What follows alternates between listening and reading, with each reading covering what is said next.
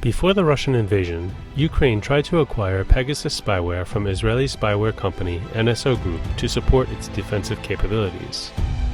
But Israel refused to allow Pegasus to be sold to the Ukrainian government because it did not want to harm relations with Russia.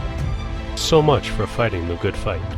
But Israel has approved and arranged for Saudi Arabia, the United Arab Emirates, Hungary, and other repressive regimes to receive Pegasus spyware, even when it is used to target human rights defenders, journalists and lawyers, government officials, and opposition politicians. Targets have included Saudi journalist Jamal Khashoggi, who was assassinated by Saudi agents, Emirati human rights defender Ahmed Mansour, who remains imprisoned in the United Arab Emirates, Al Jazeera journalist Ghada Owais, whose personal photos have been stolen and shared on social media and who suffered online harassment and violence, Palestinian lawyer Salah Hamouri, who was stripped of his Jerusalem residency and is held in administrative detention in Israel, American diplomat Rob Malley, who was part of the Iran nuclear negotiation team, French President Emmanuel Macron, and American embassy employees in Uganda. In November 2021, the U.S. Commerce Department took an extraordinary step and sanctioned NSO Group.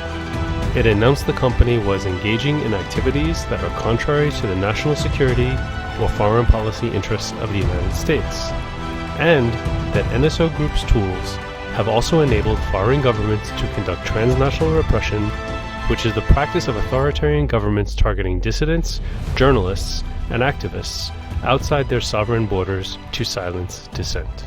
So why are 4 U.S. firms registered as agents for NSO Group and its spyware and working to lobby Congress and the administration on behalf of NSO Group, with 3 of them registering after the Commerce Department action?